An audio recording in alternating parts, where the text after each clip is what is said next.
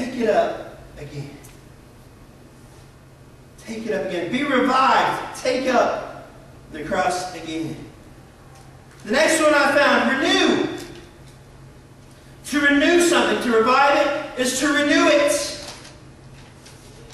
And I found Psalms 51:10 that says, David is crying out to God. And he says, create in me a clean heart, O God, and renew my spirit again.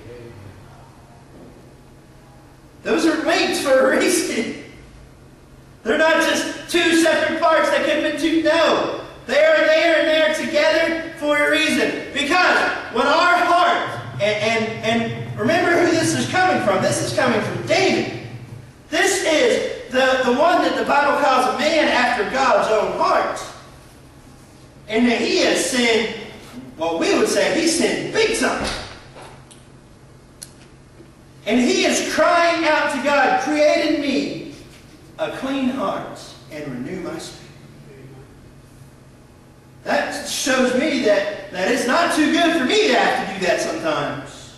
That it's not below me to do that sometimes. It's needful for even me, for even you to do that sometimes. We have to get serious sometimes with God and say, create in me a clean heart, O God, and renew my spirit again. But sometimes our heart, even as Christians, our hearts will get full and it'll get dirty with unforgiven sin, with anger, with fear, with pride, jealousy, with bitterness.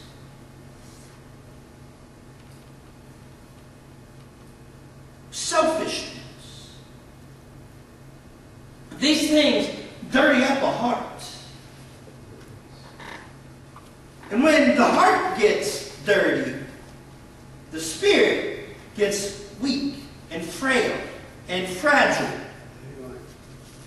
The spirit loses its desire to serve the Lord. The spirit loses its desire. When the heart gets dirty, the spirit loses its desire to come to church, to sing, to testify, to learn, to read our Bible. That's why it is so important that just from time to time, even if we don't think we need it, what does the psalm say? Search me, O God. See if there be any wicked way in me. David's like, you know what, just in case, I don't think I've sinned, I don't know that I've sinned, I don't know that what's in my heart right now, I'm not sure. So just in case, let me say, search me, O God. Show me where I've messed up. Show me what I have done wrong. I don't know. I'm so kind of clueless about life sometimes. And don't we all fit that description sometimes? Yeah. We get so caught up in the things that we're doing and the busyness of life, we think, we don't even know sometimes we messed up and sinned. So we need to just from time to time cry out, oh God, search me. See if there's be anything wicked in me. And if there is, create in me a clean heart. Renew my spirit. And the longer we get this dirty heart, man, we keep it and it keeps going and going and adding to it, and the spirit just gets weaker, and the spirit gets weaker, and the spirit dies. And then we run into where we don't have to take up the cross again. We've gone beyond that.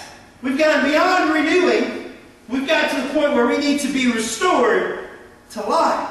Yes. To be renewed or to be revived is to restore to life. Kind of like you see on those TV shows, the person dies and you hear clear and they're going zzz, and the person's just like shaking all over the place and they're reviving that person. That person is dead and they're trying to keep them from staying dead. Amen. They have to be revived. They have to be restored to life. And you know what? Spiritually speaking, sometimes we get to the point where we have to be restored to our spiritual life. I found Ezekiel chapter 37. God takes Ezekiel to this valley, or actually to the mountain, overlooking this valley. And Ezekiel's kind of looking and taking everything in, and he sees down in this valley just a valley full of old, dry, dead bones. And God asks Ezekiel, can these bones live again? In other words, can these bones be revived? And I love Ezekiel's answer. Ezekiel gives what we would call today a political answer. He says, thou knowest, Lord.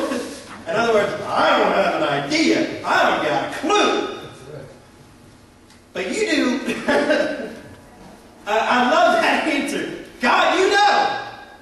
Lord, you know. So what does God do? God tells him to prophesy to the bone. Sometimes I'm going to make this statement, and I want you to know that God is telling me to do it. But sometimes it feels like we're preaching to dry bones. Well, Tony's back there shaking his head. He agrees with me. Sometimes it's like preaching to dry bones. We are about to prophesy to dry bones sometimes, under the leadership of God. Why? So those bones can be revived and brought back to life. They need the Spirit to show back up. What happens in that story? Ezekiel does just as God instructs him to do. He starts prophesying or preaching to those bones. Bones live. The Bible describes how the bones come back together and on the inside show back up, and the skin comes back over them, or the muscles and then the skin, because it would look really weird if the skin showed up and then the muscles. But anyway, that's chasing a rabbit. God brought these bones back to life. Amen. It can be done. Yes. When we get to the point, and I haven't been this way, sometimes it just seems like I am just dead. The Spirit has to show back up and renew us, bring us back, restore us back to that spiritual blessings and the spiritual life that we once knew. And then we can keep going forward. But there comes a time that we as Christians, we just get to the point where we have to say, God, restore me to life. We get like these old dry bones sometimes. And we need, what happens? What is the God-given remedy for that? The exact thing that God told Ezekiel. Preach. Yeah. So what happens when we got these old dead dry bones? What do we need? Good preaching, Holy Spirit filled, true preaching that comes from God. Amen. And what happens? If the bones are willing, life will come back. Amen.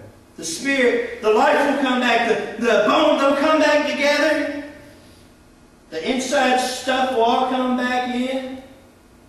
The heart will start beating again. Flowing the blood. Muscles show back up. Skin shows back up. And we are living once again. Back to that life that we once knew. That wonderful, spiritual, close to God walk that we once had. That we had slipped away from. Because we stopped taking up our cross every day. And then we got us dirty hearts. And then we were dead. Restored to life. Create in me a clean heart, O God. Yes. And then we can take up our cross every day. It is so important that it all starts with choosing to serve God. Amen. Choosing to do what's right. Choosing to do whatever God instructs us to do to the best of our ability. That is what we need to do. As long as we do that, we're good. Amen. If not, eventually, we're going to end up as old, dead, dry bones. It is so important that we let God revive us. Amen. We are being prepared. And I got to tell you, it may be me as much as anybody. Probably it is. It's me as much as anybody. But we need to be revived. This is what we're going to do. Instead of having a normal altar call, this is what we're going to do. I'm going to ask everybody to stand, and I want you all to pray.